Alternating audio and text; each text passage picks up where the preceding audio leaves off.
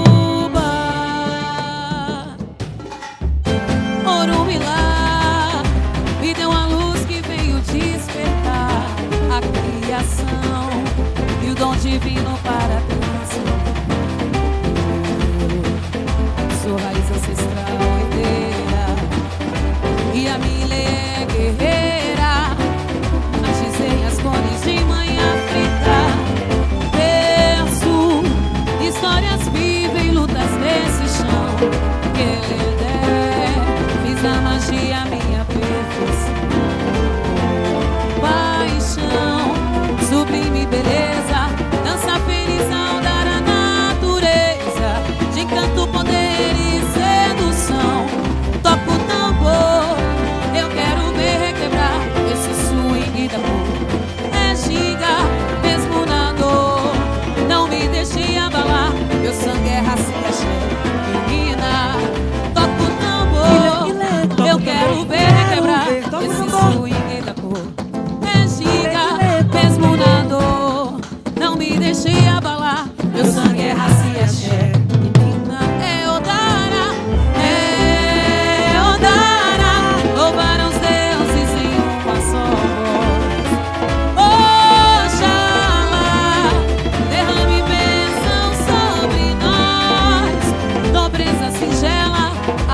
mais bela, luz da inspiração. Negra mulher, mãe padroeira do Brasil, tu és. Negra mulher, mãe padroeira do Brasil, tu és. Oh, oh, oh, oh. Nessa festa vai ter zoeira, que não é brasileira, vai te zombar a noite inteira. Oh, oh, oh, oh. Nessa festa vai ter zoeira, que não é brasileira, vai te zombar a noite inteira. Quando eu morder a palavra, por favor, não me apressem.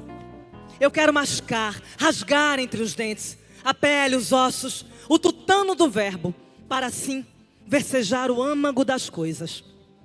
A voz de minha bisavó ecoou criança nos porões do navio, ecoou lamentos de uma infância perdida. A voz de minha avó ecoou obediência aos brancos donos de tudo. A voz de minha mãe ecoou baixinho revolta no fundo das cozinhas alheias, debaixo das trouxas, roupagens sujas dos brancos, pelo caminho empoeirado rumo à favela. A minha voz ainda ecoa versos perplexos com rimas de sangue e fome. A voz de minha filha recolhe todas as nossas vozes, recolhe em si as vozes mudas, caladas, engasgadas na garganta. A voz de minha filha recolhe em si a fala e o ato, o ontem, o hoje, o agora. Na voz de minha filha se fará ouvir a ressonância, o eco da vida, a liberdade. Eu quero ver requebrar esse sonho. É ginga, mesmo na dor. Não me deixem abalar, meu sangue é raça e a menina. Hey, toca o tambor. Toca o tambor. Quero ver, toca o tambor. É ginga, mesmo na dor. Não me deixem abalar, meu sangue é raça e axé. Menina é Odara, louvar aos deuses em uma só voz.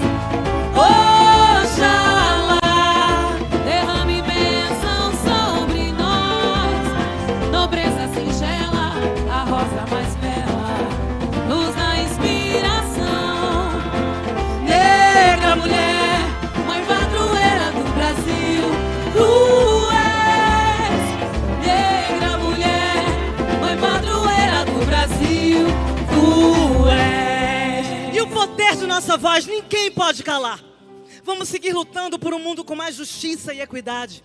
Nossas armas, consciência, resistência, empatia, afeto. Por tudo que tocamos, tudo que fazemos. Chama, chama, chama Qualtune, Dandara, Teresa de Benguela, Luísa Maim. Chama Ruth de Souza, Léa Garcia, Chica Xavier. Chama Carolina Maria de Jesus, Conceição Evaristo, Maria Firmina dos Reis. Chama Lapinha, Chiquinha, Dolores, Elisete, Alaide, Carmen, Elza, Áurea, Zezé. Chama Ciata, Alcione, Jovelina, Clementina, Dona Ivone, Leci. Chama Teresa, Nilce, Fabiana, Mariene. Chama Sandra, Margarete, Lady Zul. Chama Isa, Ludmila, Deise Tigrona, Tati, Negrali, Jojo. Chama Lin, Lineker, Urias, Maju. Chama, chama, chama Marielle. Chama todas as Marias, todas as Rosas, todas as vozes negras da nossa canção. Essa festa vai ter zoeira, que não é brasileira, mas que zomba a noite inteira.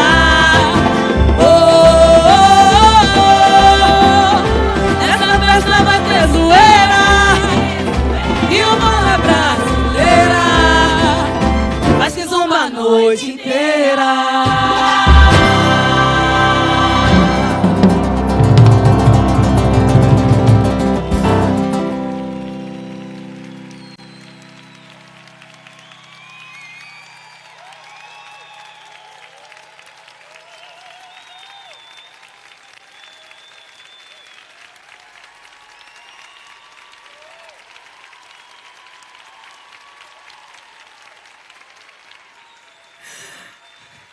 Boa noite! Ih, eu não ouvi! Boa noite! Salve todas as candaces, salve todas as mulheres negras e guerreiras que nos trouxeram até aqui, abrindo caminhos, guiando nossos passos. Salve todas as vozes negras do país. Os ventos de Mãe África sopraram para elas. Toda a ancestralidade que evocamos essa noite é para elas. É para homenagear as cantoras pretas do Brasil. Vamos conhecer suas histórias, trajetórias, conquistas. Vamos saber como essas mulheres, através dos seus cantos, contribuíram para a construção da identidade musical do nosso país. A cada semana, evocamos uma época diferente e homenageamos diferentes artistas. Vamos do terreiro de Seata à Rádio Nacional, passearemos pelo samba-canção, bossa nova, MPB, pop, funk, soul, enfim. Faremos uma viagem no tempo e na história da nossa canção. E que os ventos que vieram de lá nos levem cada vez mais longe, rumo a uma sociedade mais justa e que respeite suas raízes. Porque para avançar, minha gente, precisamos saber de onde viemos.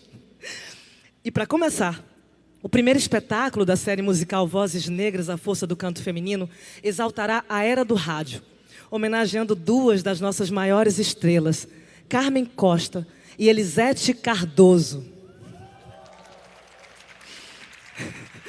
Lindo, né? O segundo espetáculo homenageará o samba, seus terreiros e sua ancestralidade, evocando duas das nossas maiores damas, Clementina de Jesus e Dona Ivone Lara. O terceiro espetáculo da série homenageará o samba-canção e a bossa nova, homenageando duas das nossas maiores estrelas, Alaide Costa e Dolores Duran. O quarto espetáculo vai chamar duas divas da nossa canção, Alcione e Elza Soares. Você já cansou? Não parou por aí não, que tem mais. O quinto espetáculo da série musical vai chamar e homenagear duas cantoras da pesada que botaram o país inteiro para dançar, Sandra de Sá e Margarete Menezes. E para fechar, o último espetáculo da série musical Vozes Negras, a Força do Canto Feminino, exaltará a nova geração, com Tati Quebra-Barraco, Isa e Ludmilla. Então, semana que vem, dia 19 de maio, a gente espera vocês no Teatro Prudentium. Para mais informações, acessem @musical Vozes Negras. Nós aqui da banda, uma parte da banda com a nossa querida maestrina Cláudia Eliseu, por favor, uma salva de palmas. Nós, parte do elenco, que ainda falta, mas tem mais... É um conjunto de mulheres potentes, pretas, incríveis. Parte desse elenco está aqui. Eu, Verônica Bonfim, a nossa candace cantora Vanessa Brown, as nossas candaces bailarinas cantoras, Yasmin Patacho, Jéssica Mêndola, Carolina Cassi, Júlia Rodrigues, Nenega Barbosa, Maria Antônia Ibrahim e Amanda Rocha. Nós estaremos lá esperando vocês. Mô do pé, obrigada, axé e vamos balançar com olhos coloridos! Os meus olhos coloridos podem cantar, gente, vem, e me fazem refletir. Pode ficar de pé, vamos, vamos. Eu estou sempre na minha e não posso mais fugir. Quem tá em cima também vem. E meu cabelo enrolado, e todos querem imitar. Eles estão baratinados, também querem enrolar. E você ri da minha roupa, você ri do meu cabelo.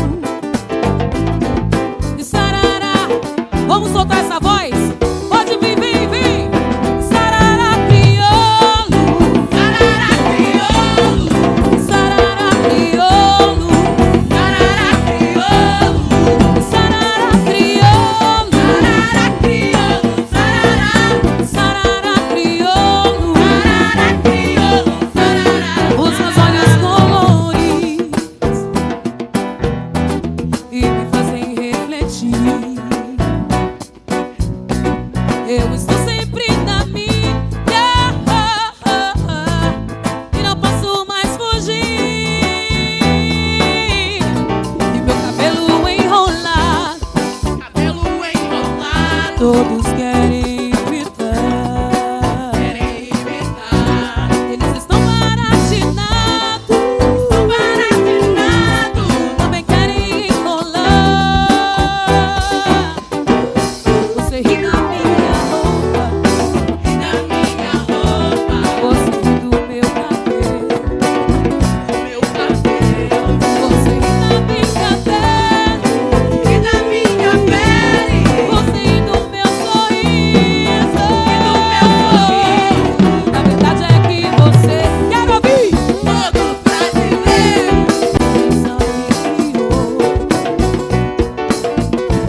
e tem cabelo duro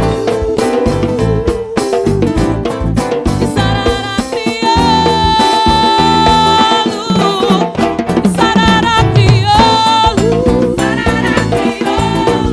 sarará crioulo, sarará crioulo, sarará. Agora eu quero ouvir só vocês dizer sarará, sarará. Solte a voz, quero ouvir mais alto.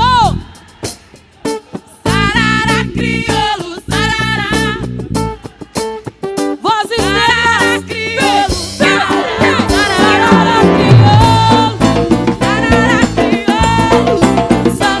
crioulo, sarará crioulo,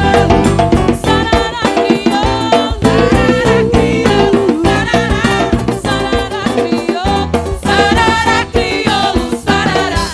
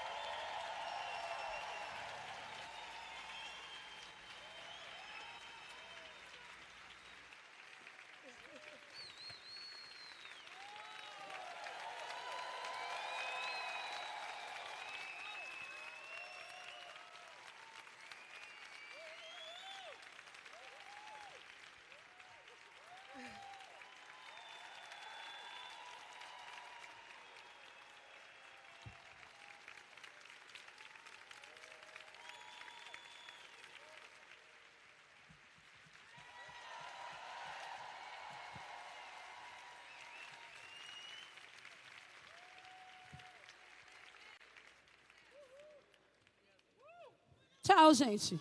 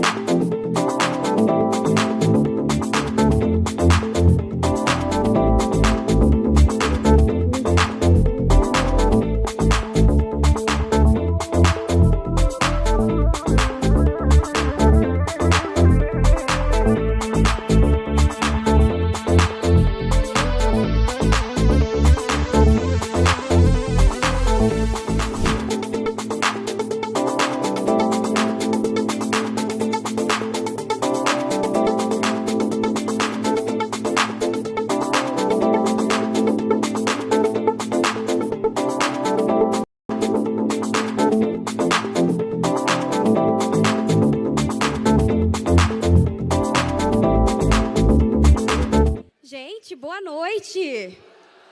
Ah, bem, né? Por favor, né? A gente está aqui por um motivo muito especial, certo?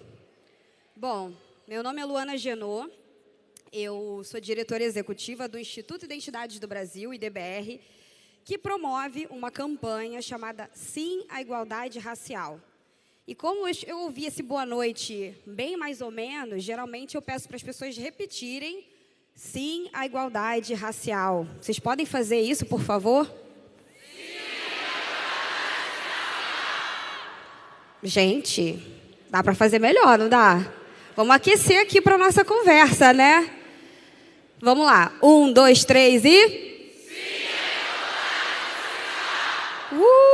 É isso aí, gente. Bom, dizer sim à igualdade racial para a gente, né, enfim, tem a ver com dizer mais do que não ao racismo, né? Então, quer dizer, ler autoras negras e indígenas, quer dizer que a gente se engaja ao longo do ano na pauta antirracista, né, para além de momentos muito pontuais.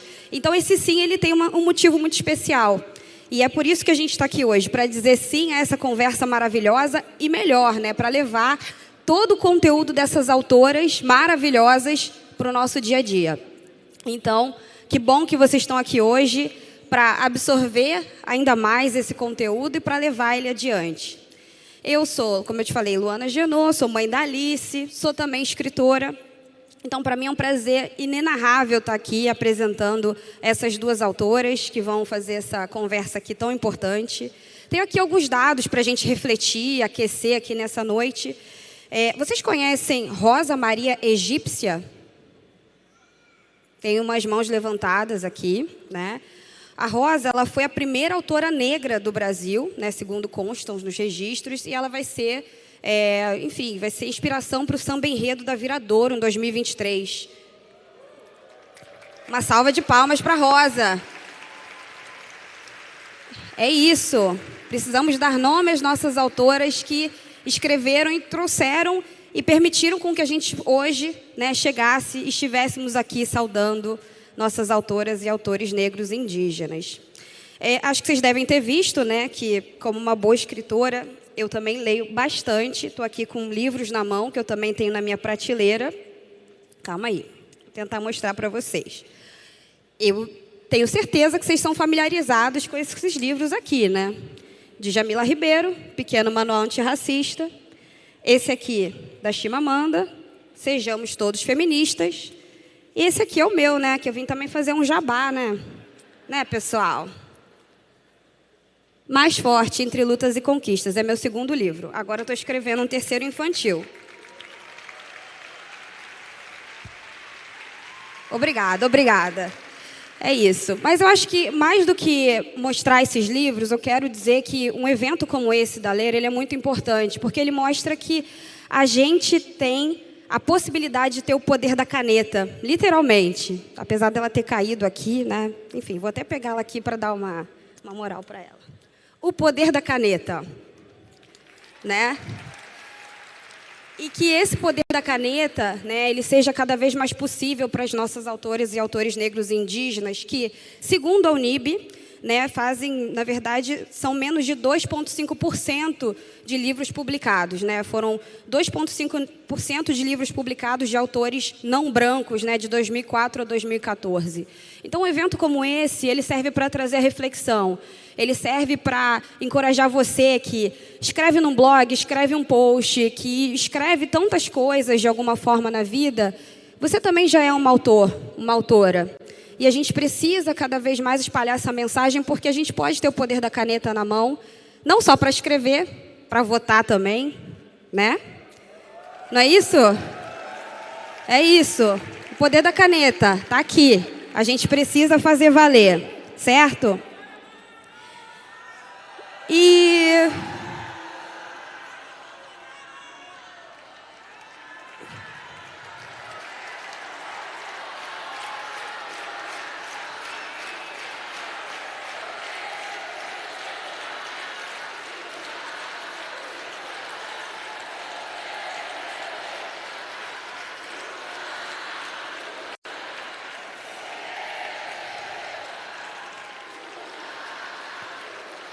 Muito bem, mensagem dada.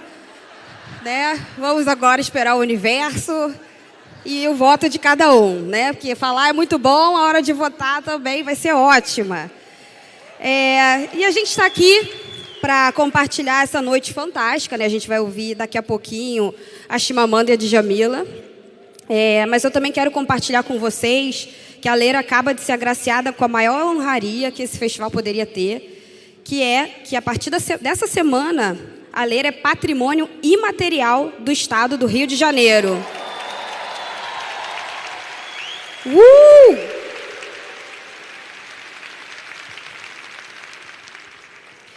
E, para quem não sabe, né, a Ler é um encontro sobre livros e ideias para todos.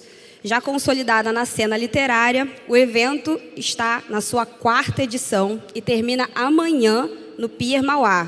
Então, quem disse uhul não pode perder amanhã o último dia, certo? Então tá. Então, o festival trouxe a público uma programação repleta de atividades interativas para que cada visitante se sinta parte integrante da experiência que é a ler, com uma programação repleta de encontros literários, exposições e atividades multiculturais, gêneros, gostos e pontos de vista diferentes que se cruzam e dialogam. A gente tenta encantar todos os presentes. Essa é a proposta da Ler. Então, para que vocês possam ver um pouquinho do que está rolando nesse momento, eu convido vocês a assistirem o vídeo.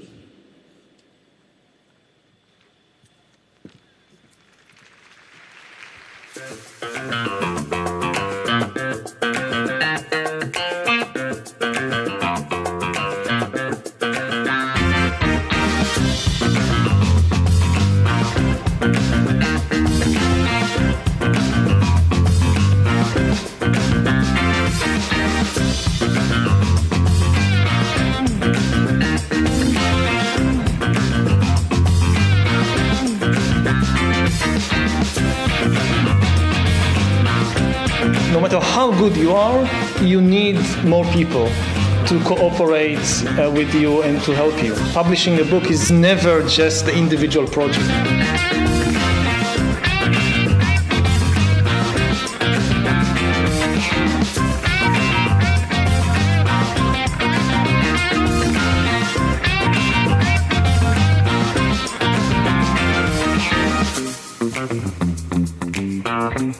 A ler é de todos nós, eu sei, mas eu acho que é particularmente nossa, porque a gente estava na estreia, quer dizer, na inauguração. E agora eu volto a ler 2 anos depois e encontro o evento ainda mais bacana, maior, mais importante, mais significativo, em um espaço ampliado ali no Campo de Santana. Então ficou super legal, ficou incrível. Tudo que a gente espera de uma coisa que tem um universo da leitura por trás. A gente, quando pensa em livro, pensa sempre em fazer uma coisa boa, pensa sempre que está passando uma coisa positiva, uma informação, uma história, uma narrativa, uma vida, como é o caso aqui.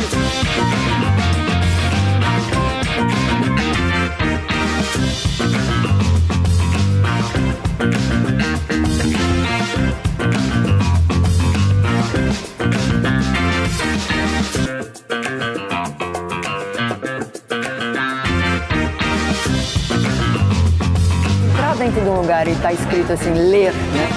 É um verbo hoje fundamental, né? Mais do que nunca a gente sabe a necessidade da leitura.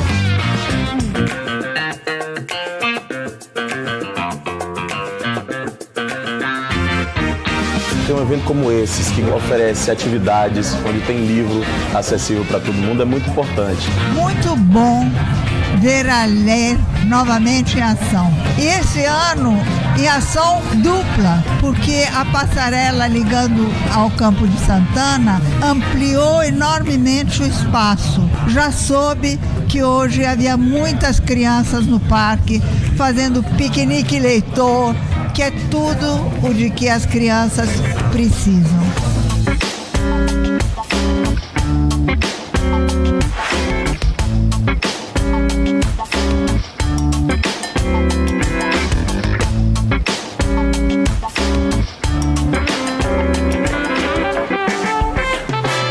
Você pode ter um encontro direto com pessoas, com autores e com os livros, com o trabalho de autores que podem facilitar o seu olhar maior.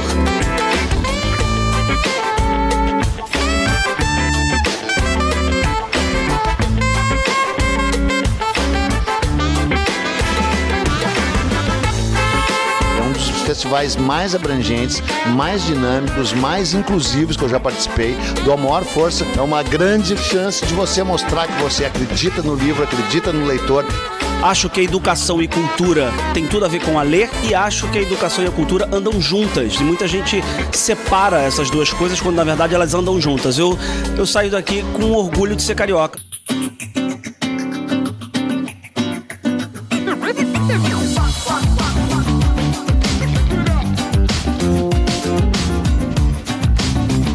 Hoje a gente falou com professores e professoras aqui que são esse ponto de apoio, esse elo de ligação entre uma família que lê e a escola que tem que colocar que a literatura é uma coisa boa. Eu falo que é uma viagem no tempo, é uma cápsula mágica que pode fazer com que a gente viaje para mundos enormes e nosso próprio mundo interior. Através da literatura a gente se descobre, se entende.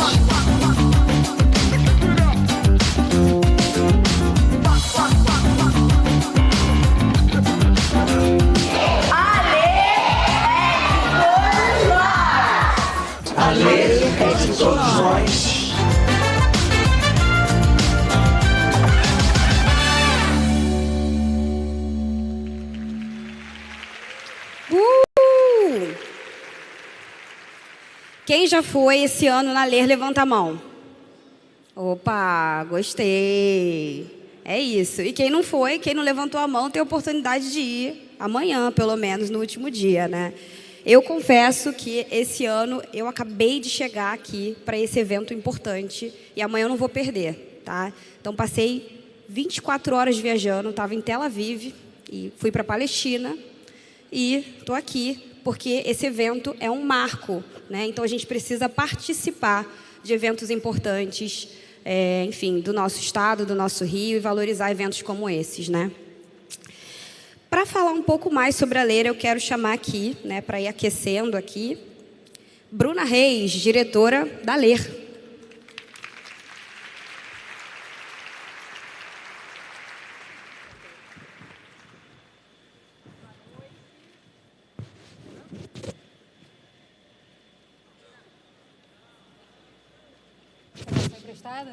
Obrigada, Luana. Vamos lá, boa noite a todas, boa noite a todos. Que alegria estar aqui nessa noite, né? Celebrando a literatura, todo mundo reunido para celebrar essas duas potências, Djamila e Chimamanda. A Ler é mais que um festival literário, é um encontro sobre livros e ideias para todos. Vocês puderam ver no vídeo um pouquinho do que é a Ler e um pouquinho de tudo que está rolando nesse momento lá no Pier Mauá. A literatura caminha de mãos dadas com a educação, sempre. Ler para educar e educar para ler. Isso é o que está rolando nesse instante lá no Pier. A Ler nasceu com o propósito não de ser um evento simplesmente, mas um movimento que caminha junto com a sociedade, para que através da literatura a gente possa passar mensagens, iniciativas, recados e ações efetivas de transformação.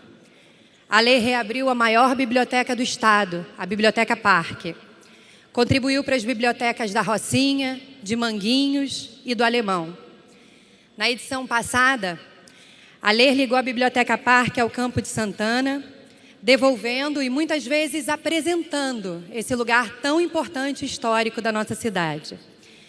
Agora a gente está aqui, no Maracanãzinho, que pela primeira vez na história abriga e abraça um encontro literário.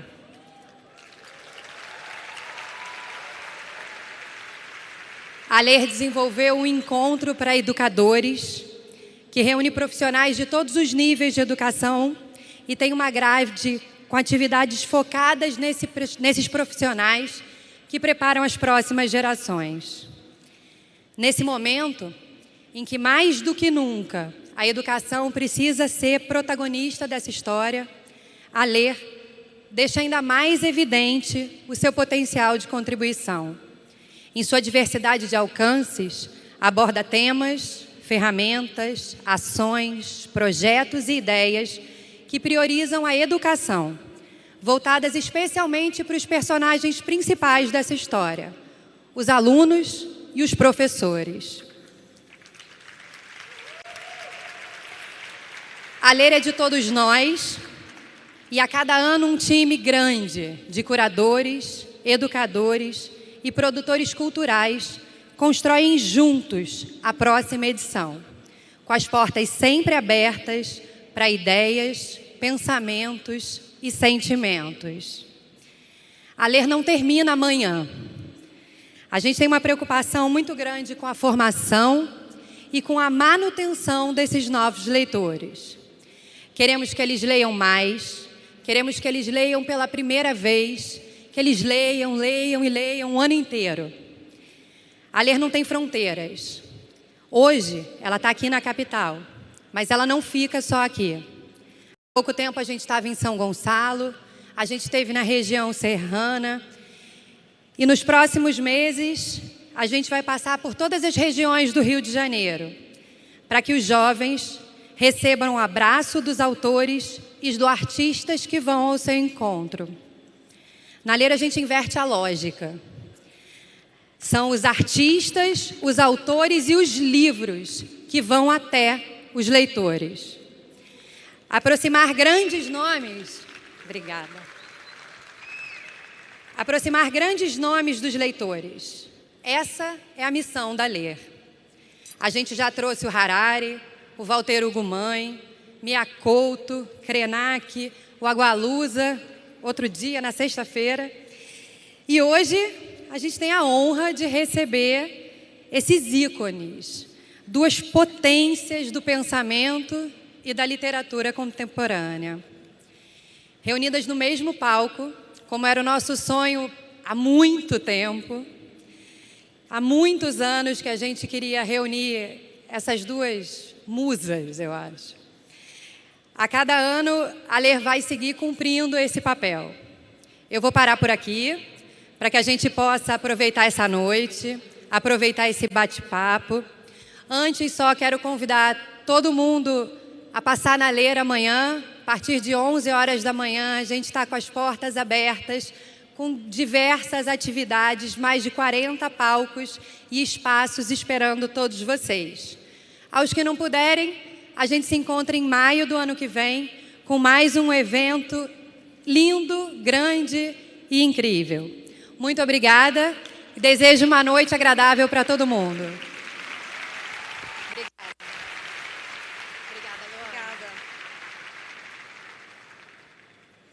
Gente, agora prometo que, sem mais delongas, vamos começar aqui essa nossa próxima parte, que eu acho que vocês estão aí ansiosos também. Então, recebam ela, minha amiga, que é mestre e pesquisadora em filosofia política pela USP, colunista da Folha de São Paulo, fundadora do Instituto Feminismos Plurais, escritora e vencedora do Prêmio Jabuti, minha querida Djamila Ribeiro.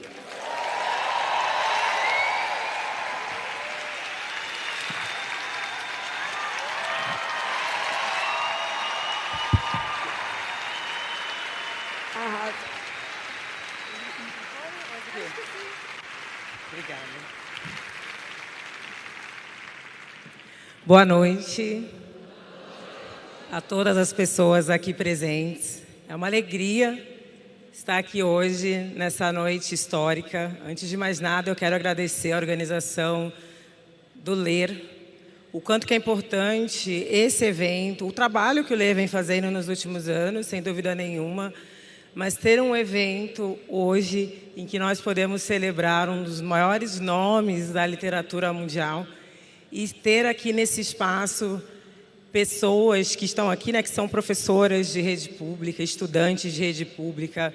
Tem que parabenizar a Ler por isso, por proporcionar um evento em que democratizou esse acesso para que a gente pudesse estar aqui hoje para celebrar esse grande nome. Hoje é uma noite histórica. Hoje nós estamos fazendo história. Essa noite é um marco na história do Rio de Janeiro e do Brasil. Ontem foi 13 de maio, né, o dia da abolição formal da escravatura. Sempre importante lembrar, né, o quanto esse país foi o último país das Américas a abolir a escravidão. O quanto que essa abolição que não veio acompanhada de políticas de reparação faz com que a população negra nesse país ainda passe por uma série de violências. E hoje, 14 de maio, é muito importante a gente ressignificar isso, recebendo aqui nesse palco uma mulher escritora nigeriana que vem fazendo um trabalho fundamental nesse país. Mas antes de mais nada, eu tenho que saudar as escritoras negras brasileiras que abriram caminhos para que mulheres como eu estivesse aqui hoje.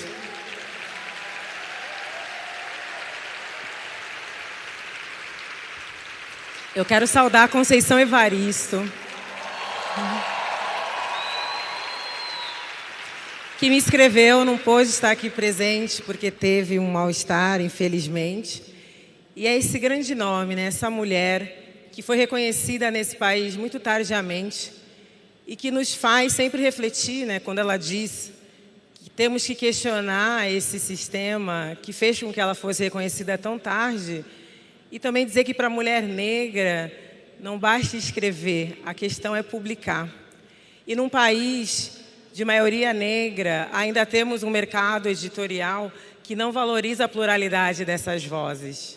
Porque quando a gente fala de diversidade, a gente não está falando de botar várias pessoas diferentes juntas, como muitas vezes as pessoas pensam. É tão somente o reconhecimento da pluralidade que já existe na sociedade brasileira. E as mulheres negras nesse país, que foram o grande esteio dessa sociedade, grandes produtoras de conhecimento, mulheres que vieram de dinastias de lavadeiras, de faxineiras, mulheres que não tiveram opção a não ser estar nesses espaços para sustentar suas famílias, mas que trazem um conhecimento da multiplicação da comida, de fazer a comida render até o final do mês, como a minha avó Antônia, analfabeta, mas que ninguém passava a perna nela na hora dela ir ao mercado com troco, de mulheres que sempre souberam o valor da educação, de mulheres que lutaram por creches nesse país, como o movimento de mulheres por creche na década de 70, por mulheres que vêm sendo a grande potência revolucionária desse país. Não tem como pensar esse país sem pensar a contribuição fundamental das mulheres negras para a construção dessa sociedade e para a construção de outras possibilidades de existências.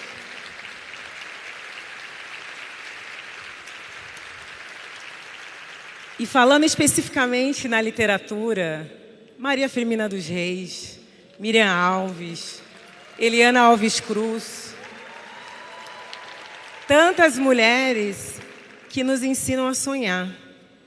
Porque é muito bonito isso que a literatura nos traz. Porque quando a gente vive, sobretudo no momento que a gente está no Brasil, de governo autoritário, além das violências que eles aumentam em relação a nós, eu acho que uma das maiores delas é tirar a nossa possibilidade de sonhar. A nossa possibilidade de ter outras existências. E a literatura, ela nos traz isso. A literatura, ela nos coloca em lugares em que a gente pode pensar outras possibilidades de existências. Isso é muito bonito e isso tem que ser valorizado. O trabalho dessas mulheres, que muitas vezes não é valorizado nesse país e que ainda insiste em nos ver em lugares de submissão.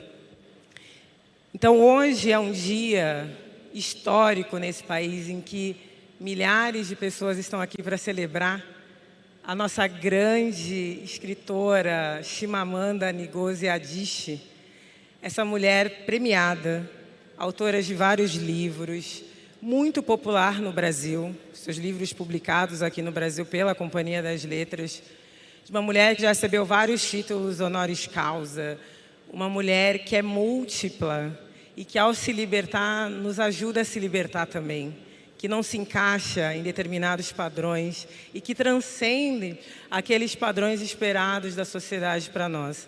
Eu acho que Chimamanda, ela traz essa potência e, através da sua literatura, ela faz com que a gente sonhe. Eu acho que Chimamanda, para além de todos os prêmios, a gente já sabe aqui, vocês sabem o currículo dela, acho que a literatura de Chimamanda, acima de tudo, ela nos traz essa restituição de humanidade tão necessária no nosso país.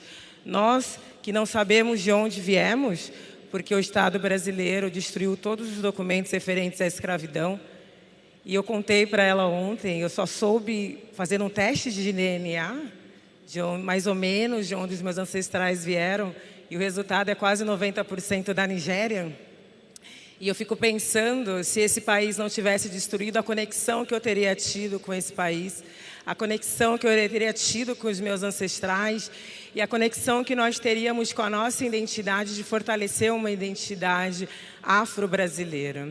Então, o texto Mamanda aqui hoje é um momento muito bonito, porque representa a celebração de uma mulher jovem, de nós celebrarmos essa escritora aqui no Brasil, de nós termos esse reconhecimento ao trabalho dela para todas as sociedades, porque é uma autora, enfim, publicada para mais de 30 idiomas, mas falando especificamente aqui do Brasil, de ter uma mulher negra sendo celebrada por milhares de pessoas nesse país que tanto violentou a população negra. Isso é revolucionário e histórico.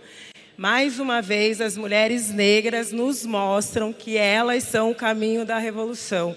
Mais uma vez, as mulheres negras estão nos mostrando que não tem como pensar esse país sem pensar a potência que elas nos trazem. Então, sem mais delongas, porque eu também sou muito fã e quero ouvi-la. Que lindo, de novo. Hoje é uma noite histórica. Nós estamos fazendo história aqui hoje. Então, sem mais delongas, vamos celebrar essa importante escritora, esse importante nome que nos possibilita sonhar. Então, eu chamo aqui para o palco, please welcome, Chimamanda Ngozi Adichie.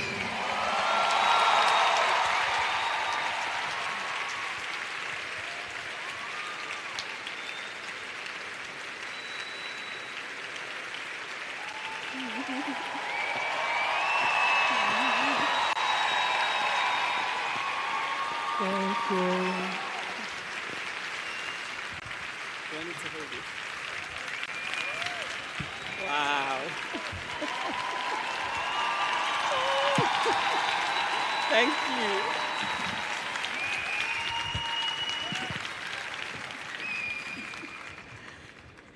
Hello, Brazil. I'm so happy to be here. Thank you. Thank you for your warm welcome. Thank you for your love.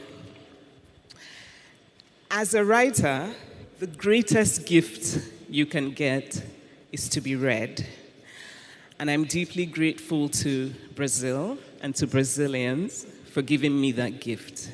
Thank you for reading my work.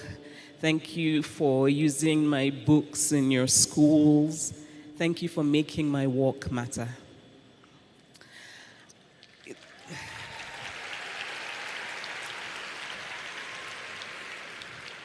So I'm really happy to be here, and I want to thank the LE Festival for inviting me. And I really admire this festival and its very democratic ethos. And I love that it's committed to the idea of many stories. I am especially inspired by the women of Brazil. Those women who took to the streets, 1 million women, so inspiring, and especially the black women of Brazil. Women, there is an example right there, this gorgeous woman, Jamila. I was telling her yesterday that she is so brave. You're an inspiration. And so all of the black Brazilian women who are doing things, who are opening doors, sometimes forcing the doors open, standing up for justice, trying to make right the things that have for too long been wrong. And so to the black women of Brazil, I salute you. I salute your courage.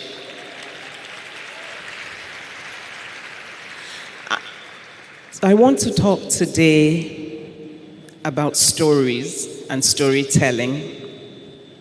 I believe in the power of stories. I believe that stories matter. I believe that we need stories in order to live. I grew up in Nsukka, a small university town in Nigeria, and I was very fortunate to grow up in a house filled with books. I read everything I could find. Reading formed me. Reading nurtured me. Reading taught me about the world. Reading gave me confidence. I also started writing at a very young age, and I always knew that writing was the love of my life. I have come to think of literature as my religion. It is literature that shapes the lenses with which I look at the world. I read stories for consolation. I read stories to learn about the world. I read stories so that I do not feel alone. And I have come from experience to believe deeply in the power of storytelling. When I was growing up, I read books from everywhere and books about everything. And it was reading that made me believe in the universality of our human experience. And so, for example, when I read the classic Russian writers, I did not always understand every small detail, but I always understood the human story, the human motivation. And I also learned that there is a universal welcome in literature. Literature is open to everyone. Stories can humanize, and stories can give dignity.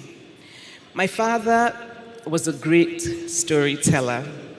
He told us stories of his childhood, and he told those stories so often through the years that I came to know the stories myself, and sometimes I would remind him of a detail that he had forgotten.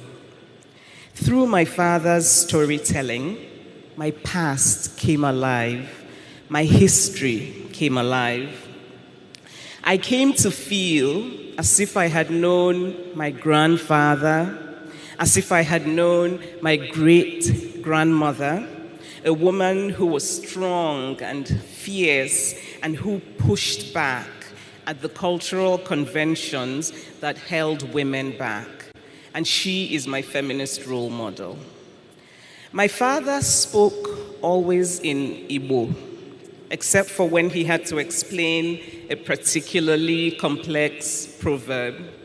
And he told the stories always with humor and with wit. And I would soak up all those stories, I would absorb them, I would store them. And as I became older, I began to feel a sense of pride about my Igbo culture. Pride that I came from a wise and humorous and enterprising and kind people. People who resisted British colonization, people who discarded their gods when they were no longer useful to them. And so, in this way, by telling stories, my father gave me the gift of self-confidence. And I am here today confident of my place in the world because I was fortunate enough to be told the stories of who I am. And so let me tell you a small story about a friend of mine, a man from Western Europe. Shortly after Michelle Obama's book, Becoming, was published, this friend told me that he had bought copies of the book and given them to all of his women friends. And so I asked him, why only your women friends? Why not your male friends? And he looked a bit confused. Now, this friend of mine is a good and kind man. But to him, the stories of women belong to another universe. To him, women's stories are only read by women. And he almost never reads books by women. We know from studies that men read men, while women read men and women. And so men are not familiar with women's stories, while women are familiar with men's stories. The Me Too movement, which was fundamentally a storytelling movement, demonstrated just how unfamiliar men are with women's stories. I was surprised by the many men who expressed complete shock at all the stories that women told about being sexually assaulted. And so they asked questions like, is this really true? Did that really happen? So here is another story about a woman in a bookstore in the US. Shortly after I had my daughter, I went to the bookstore because I wanted to buy children's books, and I wanted children's books with diverse characters. And so I spoke to the woman at the bookstore and I said, I want books in which the characters are diverse. I want, Asian characters, Hispanic characters, and most of all, I want black characters. And she said to me, oh, I understand why that is important to you.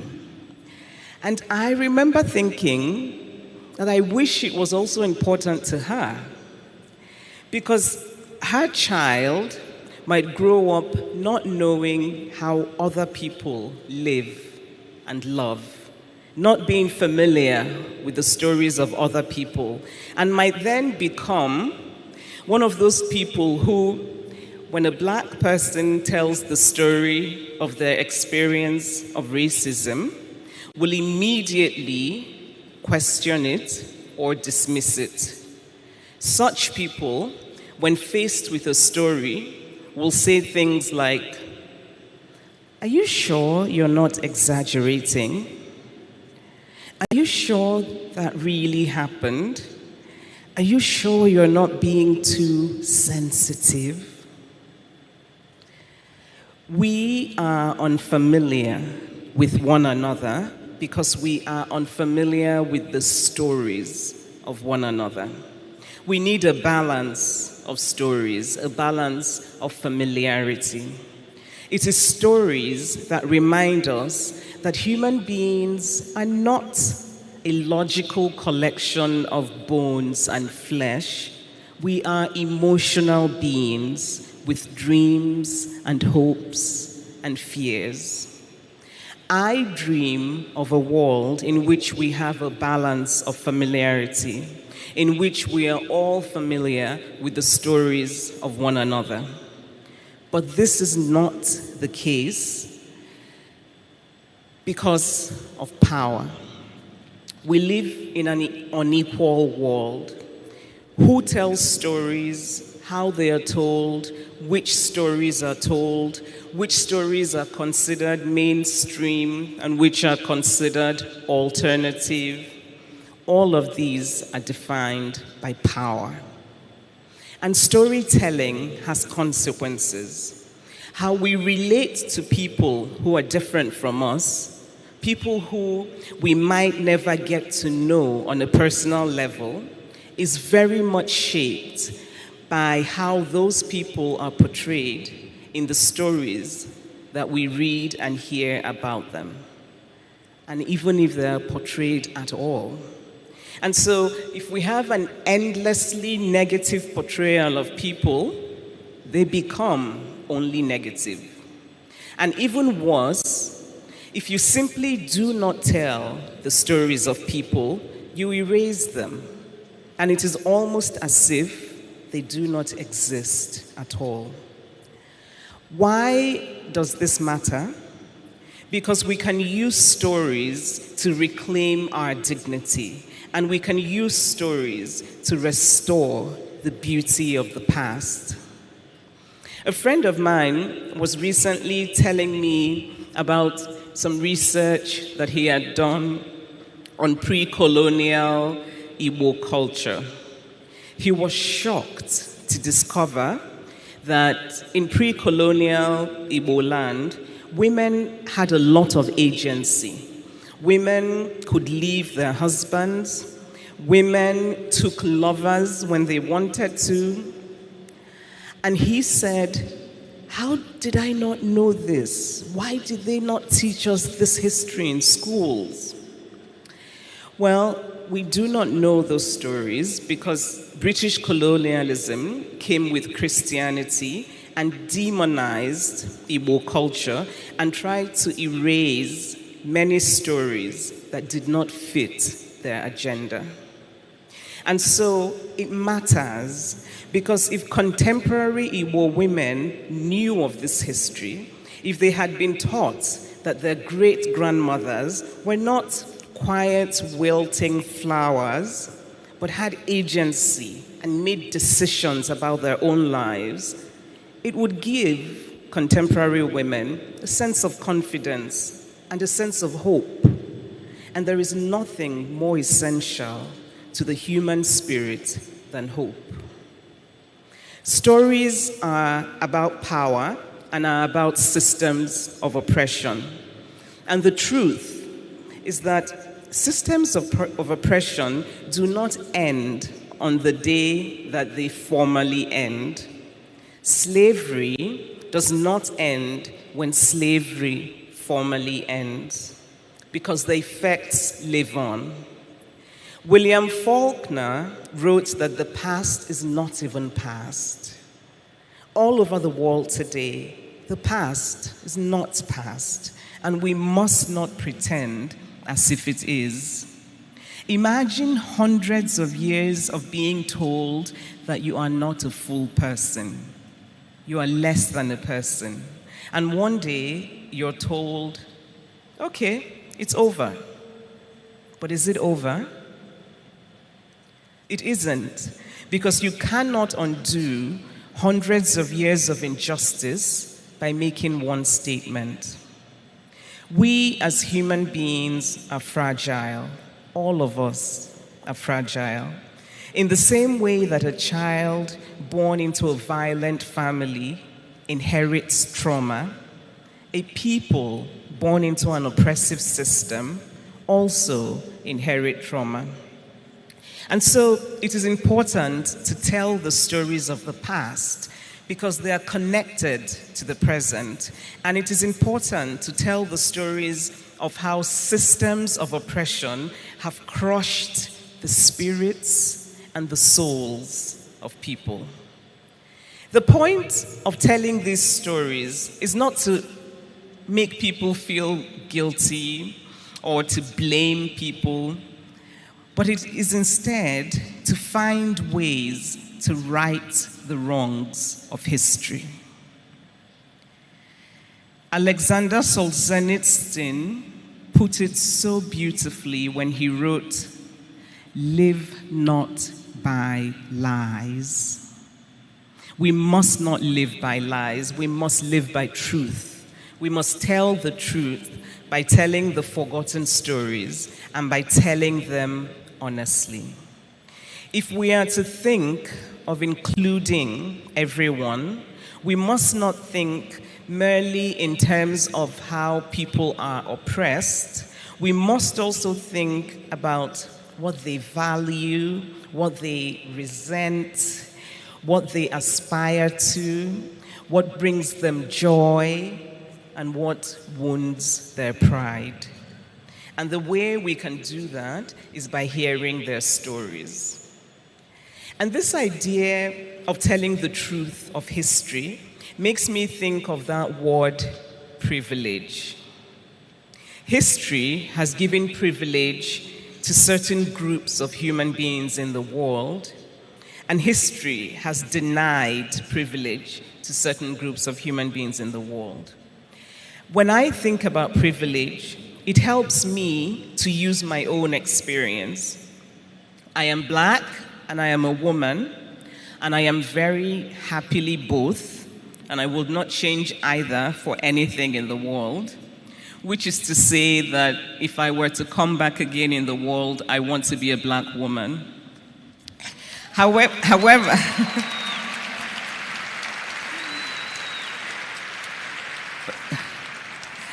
But however, black and women are not privileged anywhere in the world. But I belong to another group that is privileged, and that is class. It means that because I grew up in a middle-class Nigerian household, and I had the good fortune of getting a good education in Nigeria because of the family that I was born into, the world extends to me certain courtesies that it does not extend to people who have not had the same good fortune. But I have to add here that my class privilege is most pronounced in Nigeria, because while Nigeria has many problems, racism is not one of them. In other parts of the world, my class privilege is often dampened and tempered by racism, because often in the West, race is read as class. And no matter how educated you are as a black person, there are indignities that you encounter solely because you're black. Still, it is important to me that I acknowledge this privilege of class. And to acknowledge this privilege is to ask myself, how does this blind me? What am I unable to see because my own experience lies like a shroud around my eyes? Acknowledging privilege is important because very often privilege gets in the way of true inclusion and true justice. It must be part of the conversation, but it matters how we make it a part of the conversation. That a person has privilege does not mean that person has had an endlessly easy life. Privilege is always relative to something else. And the point of acknowledging it is to bring insight about how to grant those advantages to the groups who do not have them. To acknowledge power and privilege is also to acknowledge that it is not enough to speak for the voiceless, but we must also work to create conditions that enable the voiceless to themselves be heard. It is not enough to help.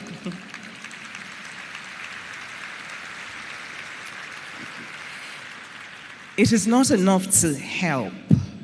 We must also ask why those in need of help are in that condition and whether there are structural changes to be made to give them back their full dignity.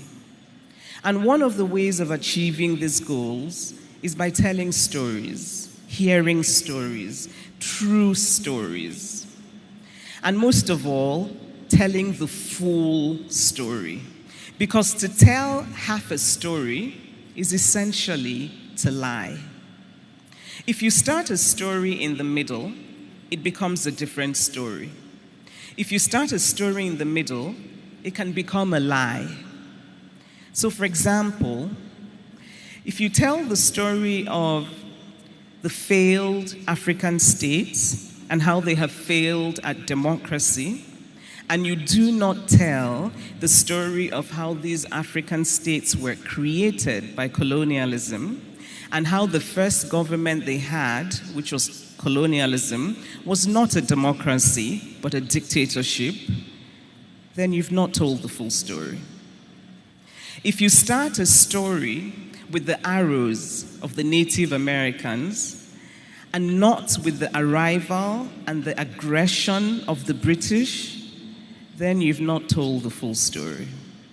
If you start the story of favelas in Brazil by simply talking about how they're mostly populated by black people, without telling the story of the Brazilian policies and laws that laid the groundwork for this, then the story becomes a lie.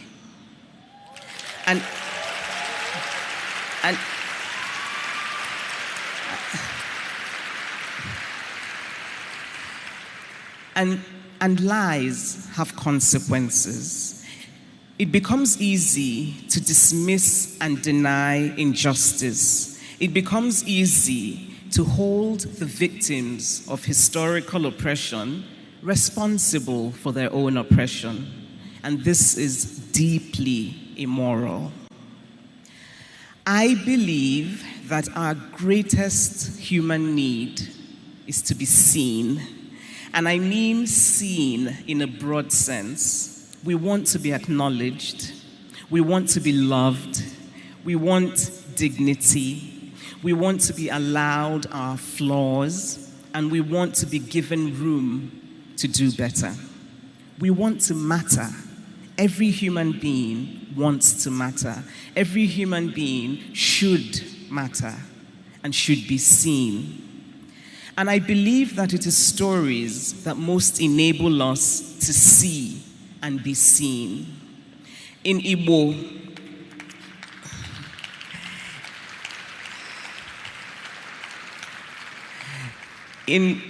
which I think is one of the most beautiful languages in the world, the word for love is ifunanya.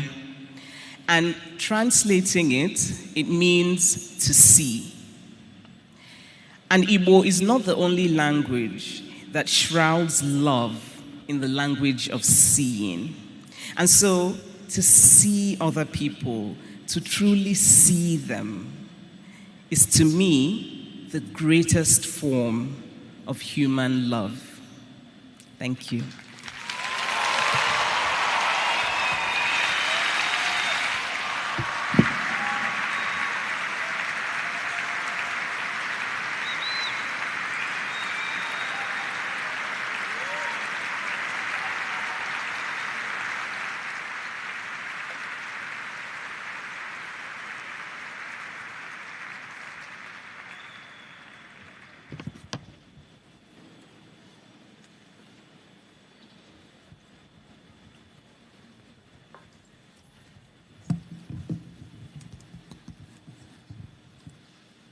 Uau, né?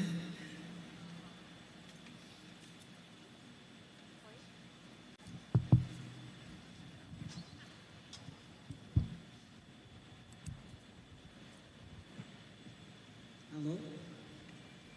Muito obrigada, Tia Amanda, por essa brilhante fala que nos toca, que nos emociona, que diz muito com a realidade brasileira.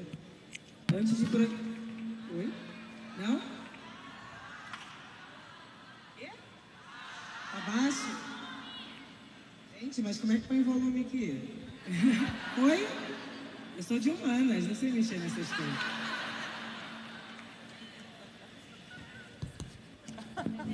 Olá, foi?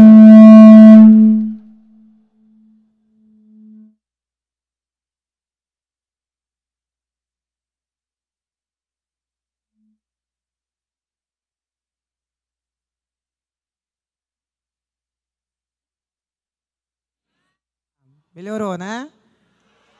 Aê! Nossa, gente, sou de humanas, não sei mexer em microfone. Mas agradecer a Chimamanda por essa brilhante explanação. Eu estava muito emocionada de começar aqui essa fala. E aí eu esqueci, mas vamos saudar as autoridades aqui presentes, né, gente?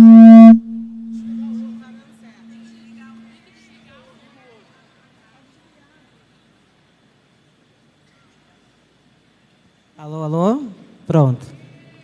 Deixa eu saudar as autoridades aqui presentes, que é muito importante esse evento estar acontecendo aqui no Rio de Janeiro, né, gente? Eu acho que é importante a gente mostrar que o Rio de Janeiro é isso que está aqui também, para o Brasil. É a valorização da literatura de Chimamanda, a valorização da democratização da leitura. Então, vamos saudar as autoridades aqui presentes. Estou vendo aqui as deputadas Thalíria Petroni e Renata Souza.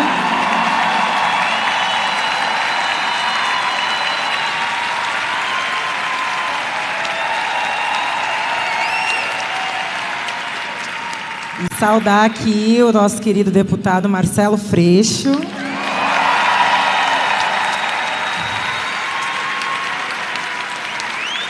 Pré-candidato aqui ao governo do Estado do Rio de Janeiro, então é importante saudar. Então, Vamos lá.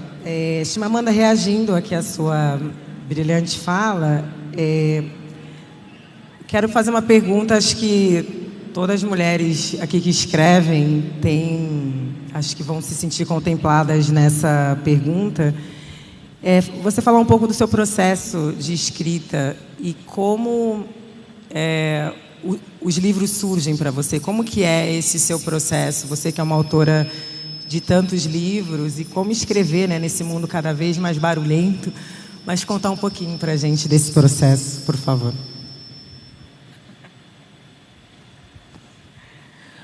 Well, because I think when something matters to you, you find ways to make it happen. Right? So I think we live in a world of noise, but you have to find ways to switch the noise off. And so what I do, the thing is, I think this is stuck in my hair.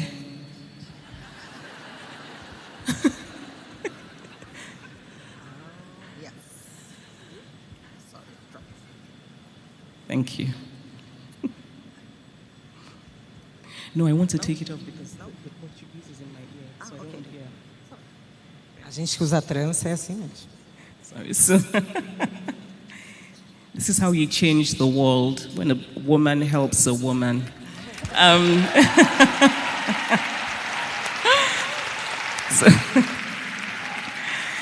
So writing is so important to me that I will sometimes shut everything off, clear my schedule, and just sit with my thoughts.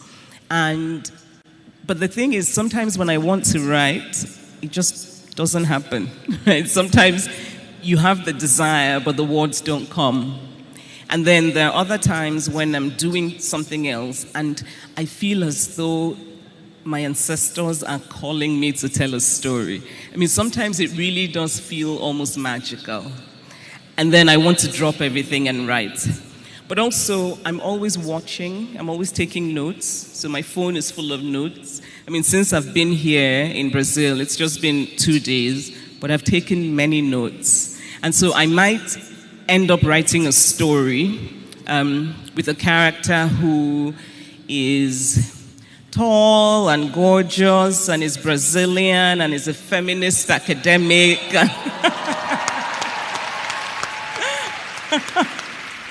No, but I'm always collecting, just because I think to write fiction about the world, you have to see the world. So I'm curious about people. I'm interested in people's stories. So I'm always making notes. And sometimes I don't know how I'm going to use the notes, But so stories just come kind of organically. And the thing is, when my writing is going well, that's when I'm happiest.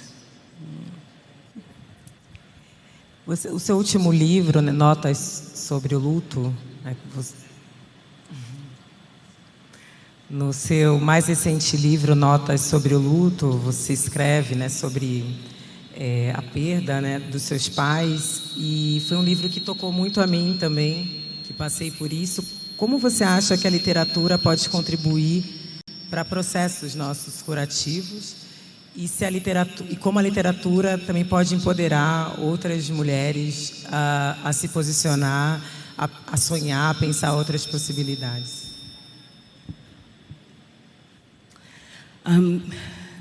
Thank you. Notes on Grief, which I wrote about losing my father, which was the most catastrophic thing that has ever happened in my life. And I found myself turning to books.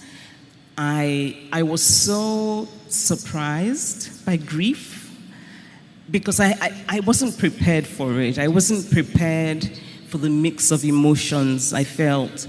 I wasn't prepared for the anger. I was so angry that I had lost this wonderful, wonderful man who was so important in my life. And I started writing about it to try and kind of find the language for what I was feeling. But I also read what other people had written about grief. And when I was writing it, I wasn't even sure I was going to publish it. I wanted to send it to my siblings. But I think at some point I made the decision to publish it because I hoped that it would help other people in their own grief in the same way that some of the things that I read had kind of helped me. And, you know, by help, I don't mean that it makes your pain go away, because nothing does. It just makes you feel that you're not alone, you know, that other people have felt what you're feeling. And so I think that stories and literature, you know, I think that they can be very therapeutic. I think they can open doors to possibility. So when, you know, I was talking about the story that has pretty much been erased from our history in Nigeria of what women were like before colonialism. And for me, I draw strength from that. So if you know, I've always been a person who spoke my mind. I do not apologize for my opinions. I don't apologize for occupying space in the world. And there are people, and you know, there are people for whom this is offensive. You know, there are people who think you should not occupy space in the world because you're a woman. And so for me, knowing the stories of the women who came before me gives me strength. So I can say very confidently, I do not apologize for being who I am, because my great-grandmother did not apologize for being who she was. And so in that way, I think that stories really show us possibility, you know? And I loved how you talk about dreaming, because I think dreaming is really important, you know, that we imagine the world we want. We first imagine it, and then we start walking towards it. And so, which I think literature is so important, because, you know, you read things and suddenly you realize there's another way, right? There's another possibility. It can be different.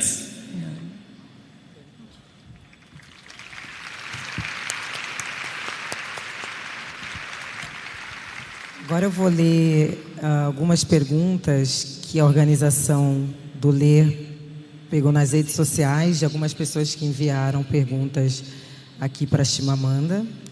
Eu vou ler a pergunta da Neonela Meirelles. Ela pergunta o seguinte: Chimamanda, como você percebe o impacto dos seus livros através de temáticas que ultrapassam as barreiras de um único país, tornando essas questões íntimas aos leitores do mundo todo?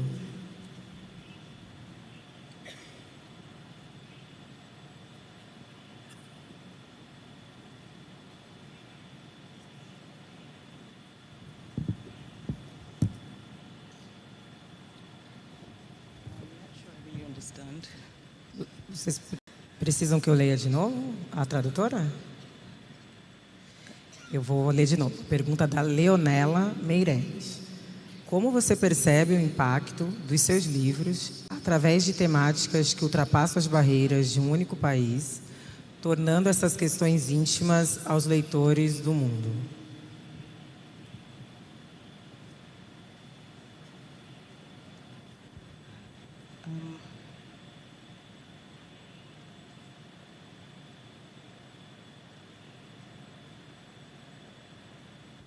Oh, I wish I spoke Portuguese. This whole translation is such a waste of time. So I think the question is what do I have to say about how I write about things that seem to connect to people in different parts of the world? How do you realize the impact of your books through subjects that go through the barriers of one country and become so close to other readers of you all over the world? You know, I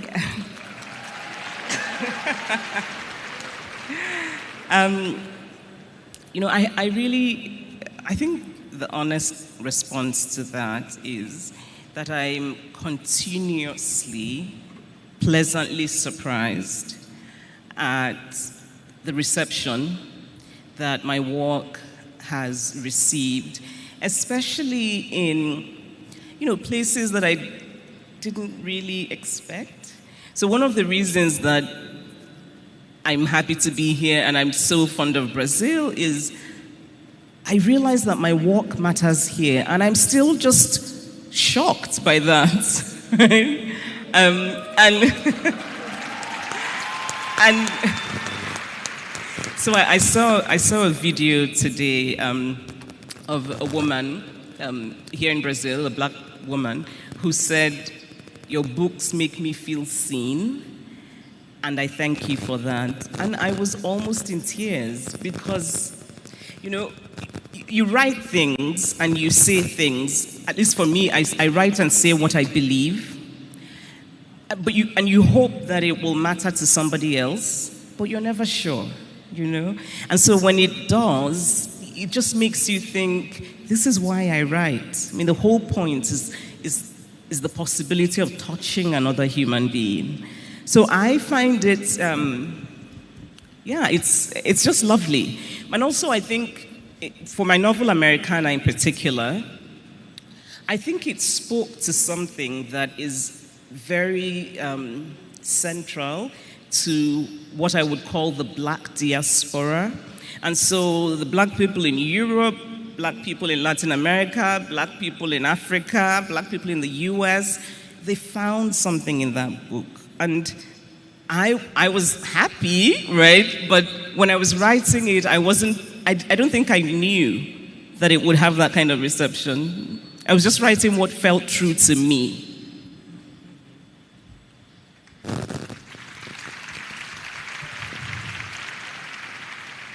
Agora a gente tem a pergunta da Camila Monterosso. Ela pergunta: Chimamanda, como conquistar leitoras das novas gerações acostumadas a passar seu tempo livre nas redes sociais, onde as informações circulam rapidamente e os textos são curtos e superficiais? Acredita que os autores devam mudar seu jeito de escrever para alcançar esse perfil de leitor? No, absolutely not. No. No.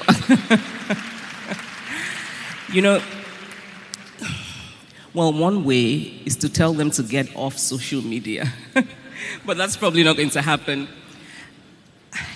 I think that literature is an essential thing, and I don't think we need to water it down. What we need to do is to make sure that books that are being published are telling stories that speak to people, And we can find ways to get people to read. I just do not believe that because there's Twitter and TikTok and whatever, we should then start to write novels as though they were tweets. No, because literature has a role to play. And I think it's really important to keep literature as literature. Human beings throughout our time on Earth, we've told stories. And now we tell stories through novels, poetry, nonfiction. And I think it's important to preserve that. I know that people are not reading as much as, 60 years ago. But people are reading, I think people are hungry for stories that matter. Stories that speak to them, stories that teach them something. I do not at all want to water down literature. Instead, we should find ways to limit social media.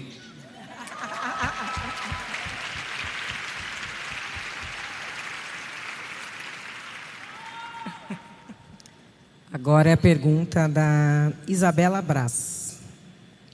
Isabela pergunta: como você vê um país como o Brasil, composto majoritariamente por pessoas negras, ter tão poucos escritores negros e negras sendo publicados? Você acredita que os leitores têm poder para reverter esse cenário? Yes, I think people like you, Jamila,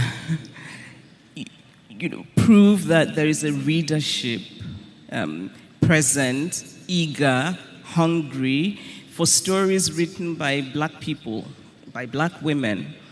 And I think the first time I came to Brazil in 2008, one of the things I was struck by was the absence of black people. So I had read a bit about Brazil, and so I knew that Brazil had a huge black population. Right? Actually, after Nigeria, Brazil is next in the number of black people in the world. And I came here and I just didn't see any black people. So I was sort of asking everyone, where are the black people? I think what has changed a bit, coming back here years later, is that at least I've seen a few black people, right? Which is to say, and also I know that that compared to 2008, that there are black women now being published. Someone was telling me, actually earlier today, that the best writers in Brazil today are black. I hope that's true, being published. Yeah. But I think, but you know, I talked about how important I think it is to address the fact that the past is not past. And I think for a country like Brazil, and I do think that Brazil is a lovely country in many ways, but I also think that it still hasn't looked at the fact that its past is not past. And it's wonderful that there's a bit more of a black visibility, but there's still so much more to be done, I think. You know, even the story that Brazil tells itself of what it is just feels to me like it's not the full story. And so, I would love to read, and language is so frustrating because I've heard about all these wonderful books and many of them are not in English because I want to read them. But if I come back to Brazil in 10 years, I'm hoping that there will be even more progress, more books, more stories, you know, and that maybe the image of Brazil in the world will include black people, because right now it doesn't. Right now it's about the beach and wearing a bikini and football. And I think it has to include the fact that this is a country which has deep roots in the people who were brought from Africa. Thank you for that. A gente teria perguntas em vídeo de algumas pessoas, mas a organização disse que tivemos um problema técnico, mas eu consegui assistir ao vídeo da pergunta da Liana Alves Cruz, a escritora, e eu vou repassar aqui a pergunta, apesar do problema técnico, infelizmente. Eliana, ela esteve com a gente no jantar ontem, a Chimamanda, e ela parabeniza você pelo livro Meio Sol Amarelo, que ela considera uma obra-prima. E ela é curiosa em saber como foi o seu processo de escrita desse livro, que ela considera um livro monumental.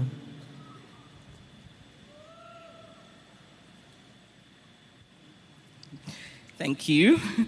You know, the Half of a Yellow Sun, I like to say that it's the book that has the most emotional significance for me, because it's not just about the history of my country, it's also about the history of my family.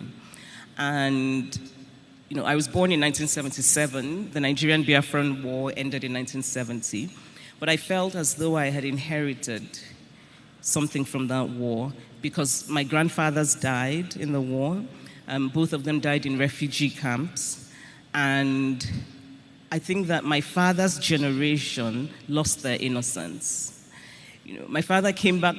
My father was in the US studying, got his PhD, went back to Nigeria, because like so many other young Africans, he wanted to, you know, build his country. He wanted to give back. And then a few years later, the war starts, and they suffered so much that I think they lost their innocence.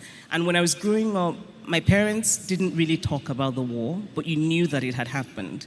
And so I started asking questions. I started reading everything I could find about that period. And then I was kind of walking slowly towards getting to a place when I would feel that I was emotionally ready to write the novel.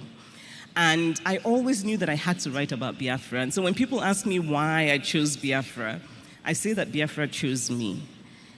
I was just haunted by it, and it's almost as though I feel that my ancestors wanted me to tell the story. And so I did a lot of research. I went to archives. I spent months just listening to radio broadcasts from that period. I looked at newspapers. I read every book that has been published about Biafra. And so at the end of it, I had so much material from my research. And because I had spent so much time reading boring books, I felt like I wanted to use everything I had found in the novel, but that didn't work. So I had to then go through the process of deciding what to use in the novel. And so right now, I actually have a lot of research material that did not get into the novel because it just didn't work. I still wanted the novel to be a story of human beings. Not just about the facts of war, but how it felt, how war changes us, how war reduces us, That's what I wanted the novel to be about. Thank you. Encaminhando aqui para o final. Eu não sei se a gente tem mais perguntas, não, né? Cadê o A, gente? Temos mais perguntas, Luana? Não. Sim? Não? Não, né? Então, se encaminhando aqui para o final, eu vou, então, passar a palavra para a Chimamanda para que ela faça as considerações finais aqui para a gente, enfim, tragam...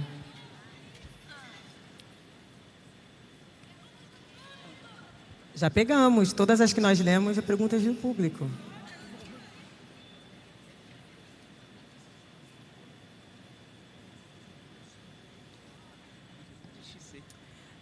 Your final. Oh, okay.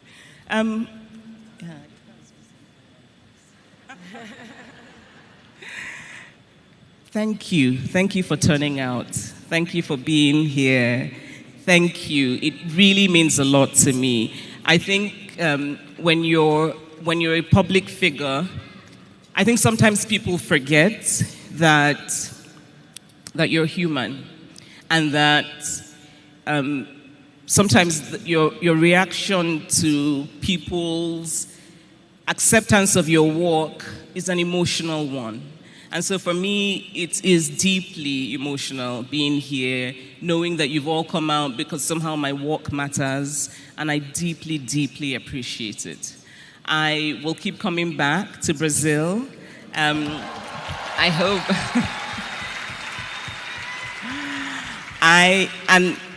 And can I just say that I hope that the next time I come to Brazil, you will have a government led by somebody who respects women.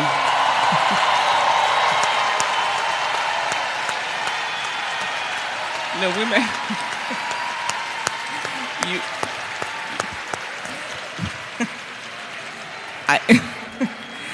If...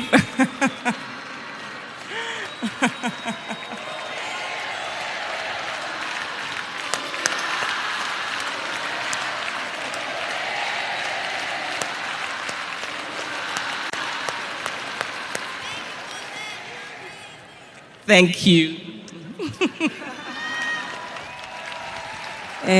Quero agradecer a Ler mais uma vez por esse evento maravilhoso, pelo trabalho incrível que tem feito aqui de democratização da leitura. Quero agradecer à editora, a Companhia das Letras, a todas as pessoas envolvidas nesse evento, todas as pessoas que aqui estão, e mais uma vez a Chimamanda Ngozi Adichie pelo seu brilhantismo e generosidade. Vamos aplaudir de pé essa mulher fantástica. Obrigada, Chimamanda, por tudo.